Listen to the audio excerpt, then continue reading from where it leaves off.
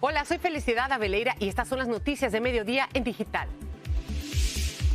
Noticias Telemundo Digital.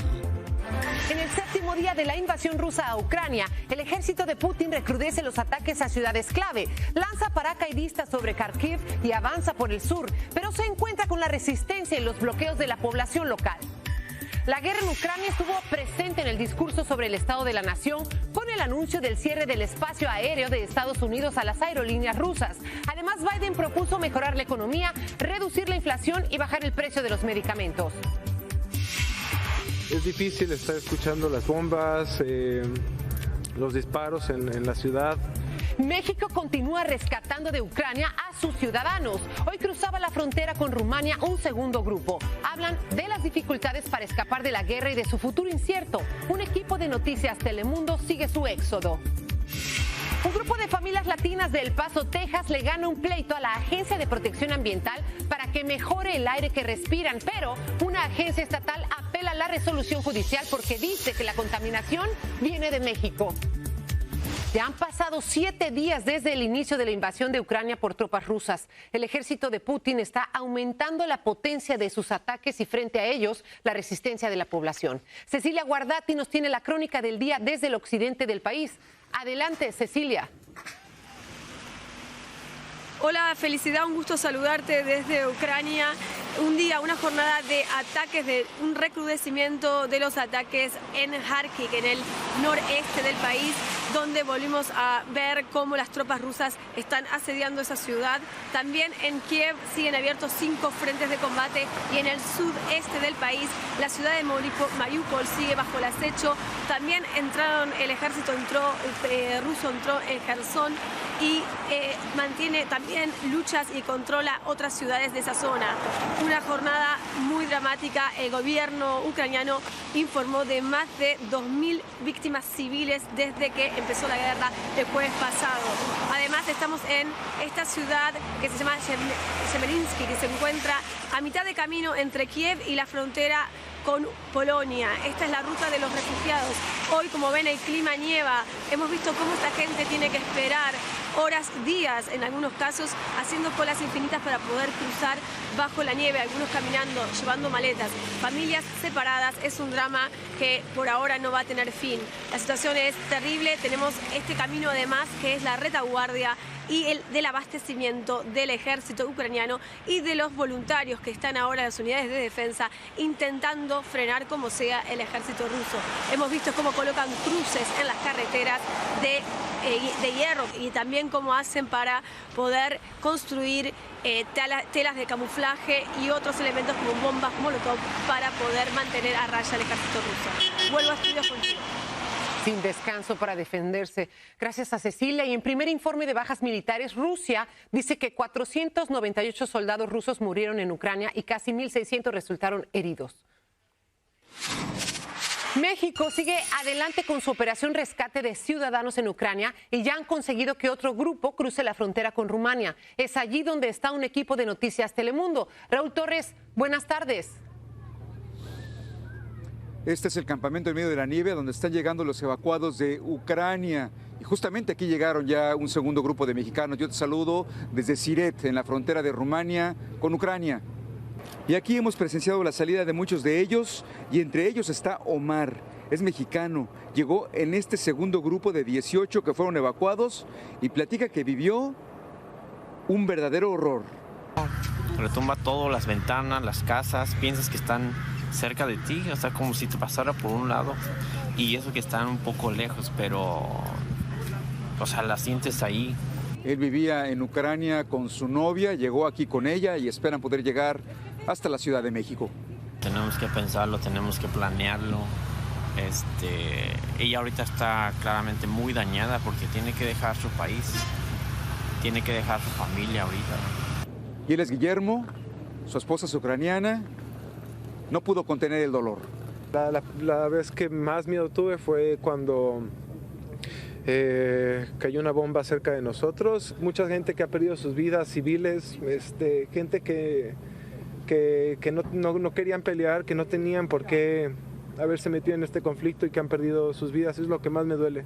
Y no es para menos, nos contó cómo salieron de Ucrania prácticamente entre bombardeos. Estar en un resguardo de bombas todos los días, pues es difícil estar escuchando las bombas, los disparos en la ciudad. Y como te decía, son 18 los mexicanos que llegaron en ese segundo grupo, en un viaje que fue muy difícil, cuando platica la embajadora de México en Ucrania. Ya anunciaron mayores bombardeos en toda la ciudad y va a empezar a bombardear. Creo que ayer hubo un anuncio de que van a empezar a hacer bombardeos más intensivos. Y como puedes ver, además de la guerra en este lugar, es el clima otro elemento, porque la nevada sigue cayendo y la guerra allá continúa. Regreso contigo. Impresionante escuchar los testimonios latinos que han visto la guerra. La guerra puede sorprenderle a uno lejos de su casa, como le ocurrió a unos 3,000 ciudadanos ucranianos que estaban de vacaciones en la República Dominicana. Mire, vamos a ayudarla. Allí se quedaron varados, pero el gobierno de la isla llegó a un acuerdo con los hoteles donde se alojaban para que pudieran prorrogar su estancia durante 48 horas. Situación complicada porque se les ha acabado el dinero y tampoco pueden regresar a Ucrania por lo que se vive allí y porque se han cancelado vuelos a consecuencia de la guerra. Vamos a ayudarla.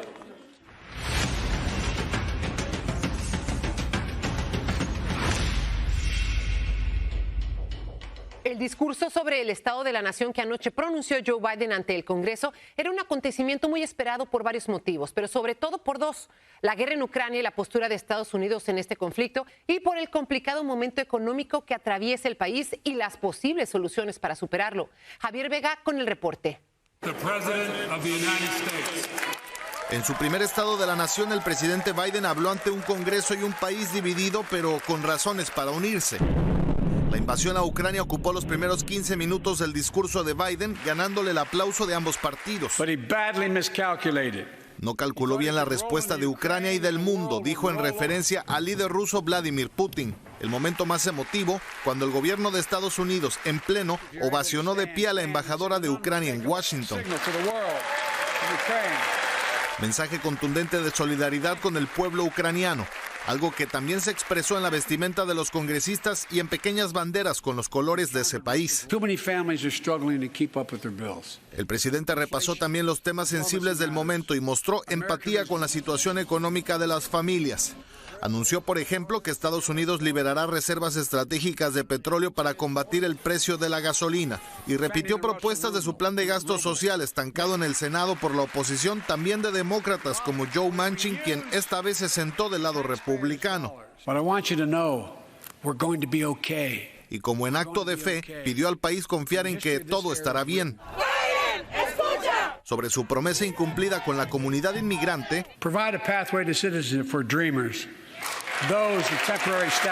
llamó al Congreso a darle ciudadanía a los Dreamers, tepecianos, trabajadores agrícolas y esenciales, pero dedicó menos de 200 palabras al tema. Republicanos como Marjorie Taylor Greene le gritaron "construye el muro". Otros lo abuchearon cuando mencionó los estímulos por la pandemia. The American Rescue Plan. Las reacciones al discurso fueron mixtas. Yo creo que su discurso fue fuerte con el tema de inmigración. Quiero oír un poquito más de los detalles para nuestra familia inmigrante, cómo vamos a llegar a un camino de ciudadanía para nuestras comunidades y familias. Muchas de las cosas que dijo de verdad no tienen ningún tipo de, para mí, sentido común. Bajar los precios, bajando los precios. Tenemos problemas de inflación. Bueno, la manera que vamos a resolver eso es bajar los precios. Bueno, ¿cómo se hace eso? Una noche cargada de simbolismos. Dos mujeres por primera vez detrás del presidente en un estado de la nación. El final de una era en la Corte Suprema y también un Congreso sin mascarillas como testigo de que la pandemia está quedando atrás. Justo sobre la pandemia, el presidente no descartó en su discurso que pueda aparecer una nueva variante, pero dijo que es momento ya de regresar a la normalidad. Y en ese sentido, hoy la Casa Blanca está dando a conocer un nuevo plan para en adelante sobrellevar este virus. Incluye, entre otras cosas, que ahora ya no serán necesarios los cierres ni de escuelas ni de negocios. Habrá disponibles también más tratamientos y, algo importante, financiamiento para tratar a aquellos que tengan consecuencias de largo plazo. Felicidad. Javier, muchas gracias. En respuesta al discurso del Estado de la Nación, este miércoles un grupo de inmigrantes y de Dreamers se manifestaron frente a la Casa Blanca.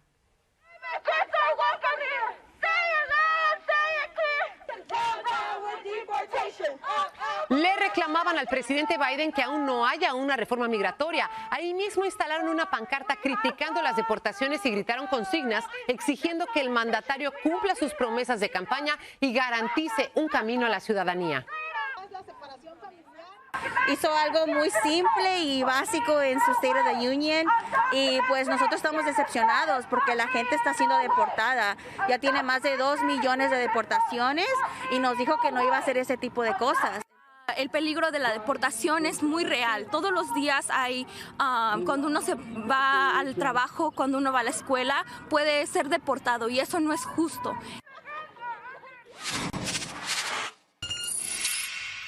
Y el discurso sobre el Estado de la Nación de Joe Biden levantó opiniones encontradas. Queremos saber la de nuestra colaboradora Paola Ramos y para ello le damos las buenas tardes. Hola Paola, cuéntanos cuál fue tu primera reacción al discurso.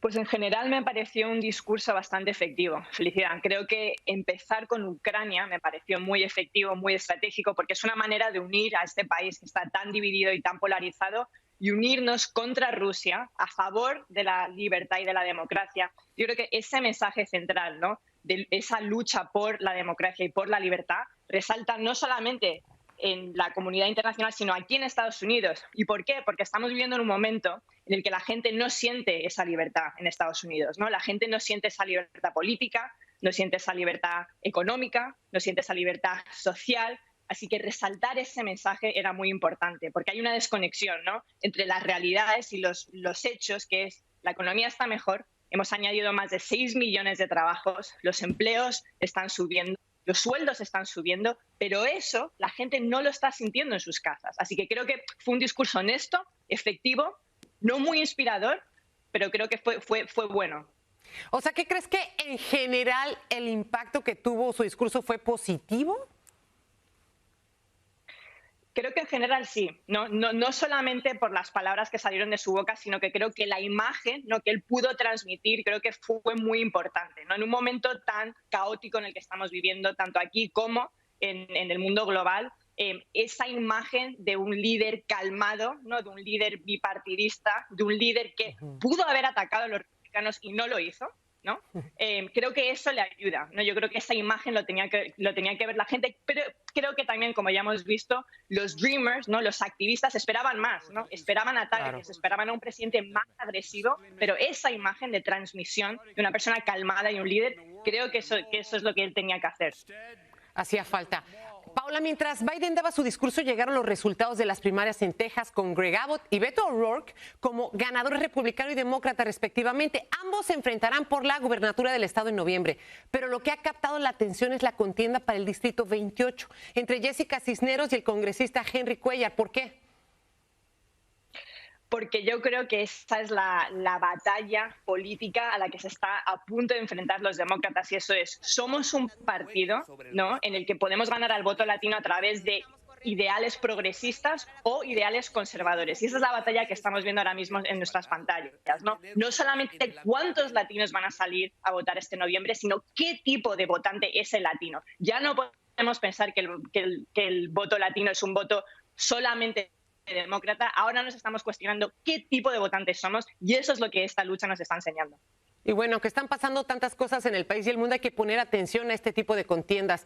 Muchísimas gracias, Paola. Gracias, felicidad.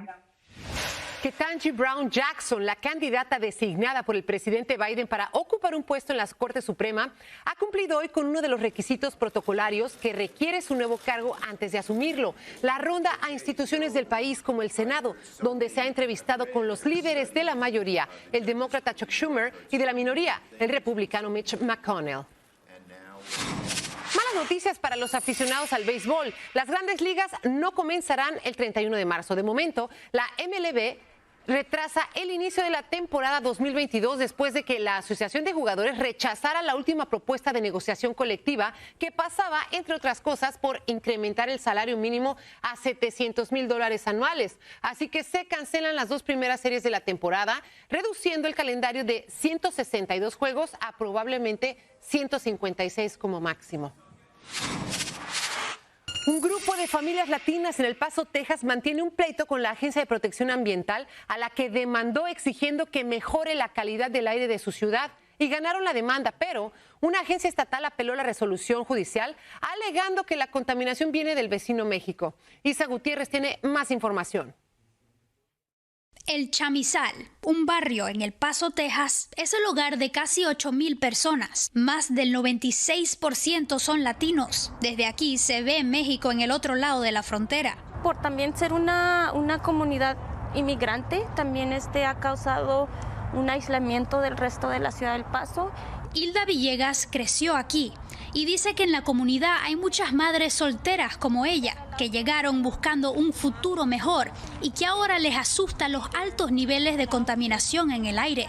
El medio ambiente tiene plomo, el aire tiene plomo, entonces, ¿qué seguridad es esa, verdad? Entonces, ¿qué sueño americano es ese?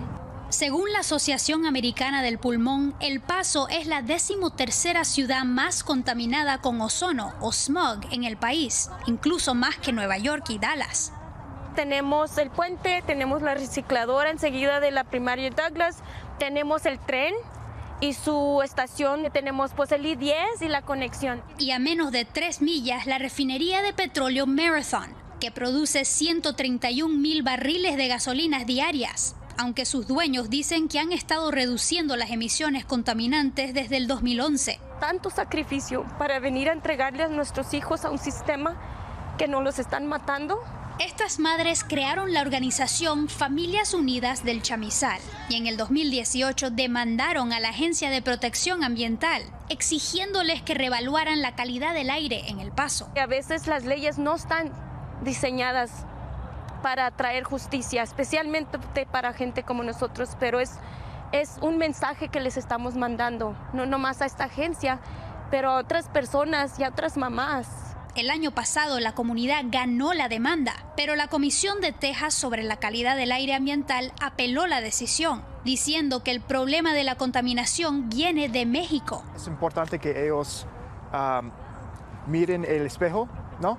y ver que sí tenemos un problema muy grande aquí en Texas. Contactamos a esta entidad estatal y respondieron que monitorean el aire del Chamizal desde el 1988 y que no hay indicación que los niveles de contaminación pueden causar consecuencias graves para la salud. Sin embargo, Familias Unidas asegura que el dispositivo para medir la calidad del aire está ubicado en un parque federal, no en el barrio donde viven sus familias. Como madre, ¿qué te preocupa más viviendo aquí?